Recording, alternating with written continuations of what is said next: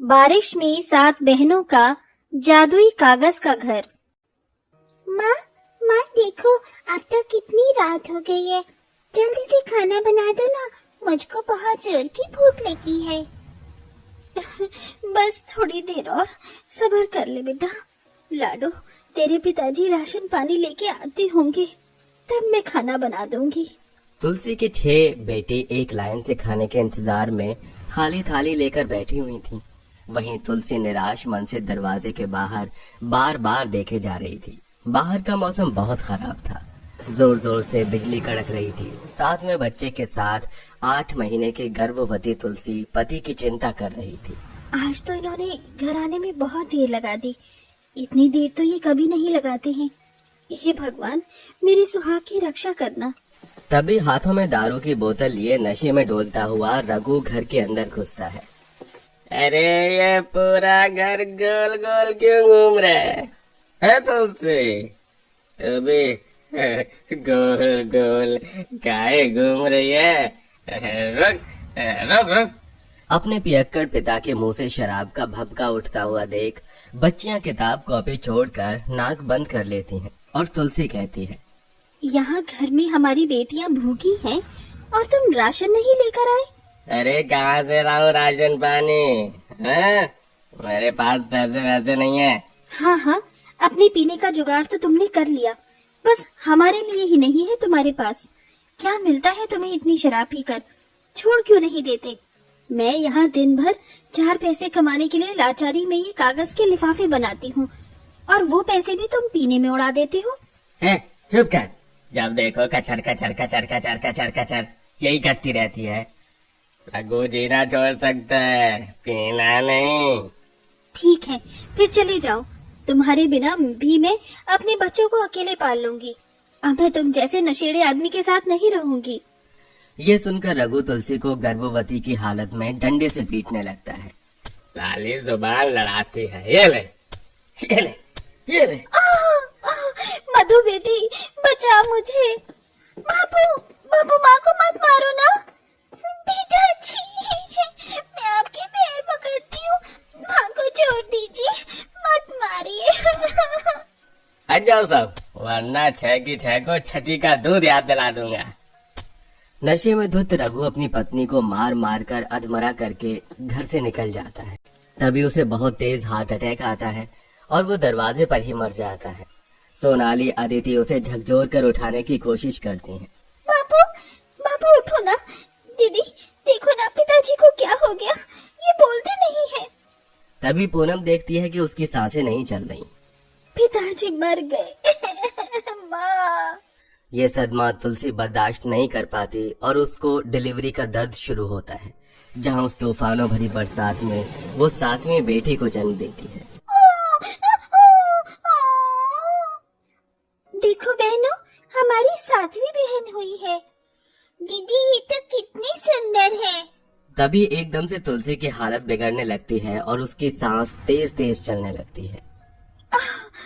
मधु बेटी, मैं अब बच नहीं पाऊंगी। अब तुम सातों को मेरे बिना ही रहना है। ऐसा मत बोलो माँ, बाबा तो हमको पहले ही छोड़कर चले गए। अब तुम भी चली जाओगे तो हम किसके सहारे जिएंगे? बिटिया, इस संसार में तुम्हारी ये गरीब माँ बहुत थोड़ी सी जिंदगी लेकर आई थी, जो कि पूरी हो चुकी है। वचन दे मुझे मधु कि तू अपनी बहनों का ख्याल रखेगी। हाँ माँ, वचन देती। इसी के साथ तुलसी इस दुखदायी दुनिया से चली जाती है। उस तूफानों भरी बरसात की रात ने उन 7 अनाथ बहनों से उनका सब कुछ छीन लिया था। एक ही पल में उनकी पूरी की पूरी दुनिया उजड़ गई थी। रात भर वो अपने माता पिता की लाश को देखकर सुबक सुबक कर रोती हैं और सुबह दोनों का क्रियाक्रम कर देती हैं। उनकी धू धू जलती चिता को देखकर जन्मी हुई दुधमुई बच्ची चीत्कार पुकार कर रही थी। नारू मुनिया, चुप हो जा। तभी जोर जोर से घटाएं चमकने लगती हैं। लगता है भयंकर बारिश होने वाली है।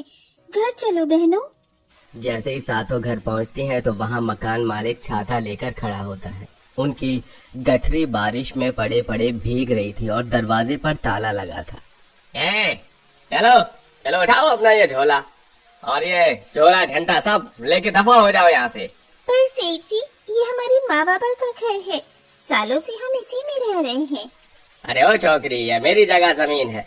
जब तक तेरी माँ किराया भर रही थी ये घर तुम्हारा था, वो तो मर गई, अब कौन किराया भरेगा। चलो चलो रास्ता नापो यहाँ से। सातों बहनें आंख से आंसू बहाते उस बारिश के मौसम में वहाँ से निकलकर दर दर की ठोकर खाने लगती हैं। रोड से आती जाती गाड़ी उन पर कीचड़ उछाल कर बढ़ती जाती है। मधु दीदी, घर कब आएगा? चल चल कर मेरे पाँव दुख गए हैं, बोलो ना, घर कब आएगा? घर घर तो है ही नहीं पूजा। गरीब लाचार लावारिसों का कोई घर बार नहीं होता। ये कहते कहते उसके दिल के सारे गम आंसू बनकर बहने लगते हैं। तभी तीसरी बहन बरखा बोली, मधु दीदी, आपको याद है माँ फैक्ट्री से कागज के लिफाफे बनाने का काम लाती थी घर में। हम वहाँ चलकर काम मांगते हैं ना, हमको कोई ना कोई काम तो मिल ही जाएगा, क्या पता रहने की जगह भी मिल जाए। हाँ चलो बहनों। थोड़ी देर में मधु अपनी सभी बहनों को लेकर कागज की फैक्ट्री में पहुंच जाती है। मधु रो रो कर अपनी परिस्थिति बताती है। तभी मालिक राजदत्त का दिल पिघल जाता है। देखो, तुम सारी बहनें यहाँ पर काम तो कर सकती हो, बाकी अपने रहने की जगह का प्रबंध तुम्हें खुद करना होगा। कोई नहीं साहब, हमको मंजूर है। कुछ टाइम तो यहाँ काम करके हमारे सर पर छत रहेगी, रात तो कैसे भी कट जाएगी। एक कोने में वो अपनी दुधमुही छोटी बहन को सुला के बाकी 6 बहनें काम करती हैं। उनका काम बाकी सारे मजदूर के बराबर में था। तभी वो कोने में रद्दी के कागजों का ढेर लगा देखती है। चलो, अब फैक्ट्री बंद करने का टाइम हो गया है। सुनो, तुम सब भी जा सकती हो। सेठ जी, क्या हम ये कागज ले जाएं? अगर आपके काम के नहीं हो तो इससे हम अपने सर को छिपाने का इंतजाम कर लेंगी। ठीक है, तो ले जाओ। सारा कागज एक बोरी में डालकर वो लेकर ठिकाना बनाने की जगह तलाश करने लगती है, जहाँ उन्हें एक जंगल दिखाई देता है। दीदी देखो, ये जंगल तो कितना अच्छा है, यहाँ पेड़ पौधे की हवा भी लगेगी और कोई भगाएगा भी नहीं। चलो ना अंदर।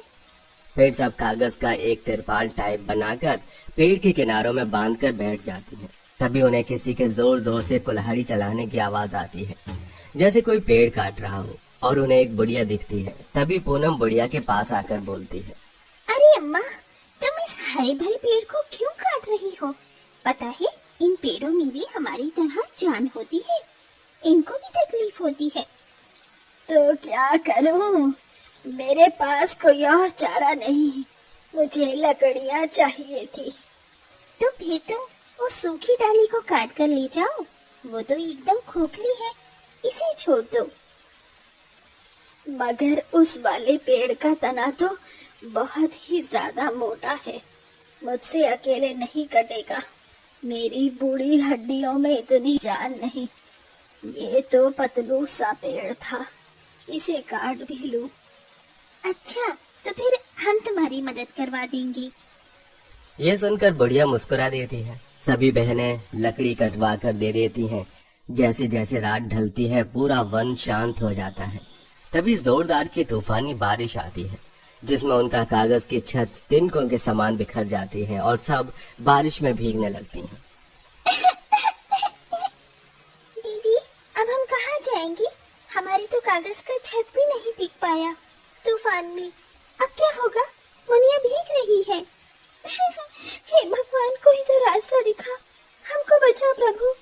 क्या तू हमको यूं ही मार डालेगा? सातों बहनें उस संकट की घड़ी में बारिश का ऐसा भयंकर रूप देखकर रोने लगती हैं।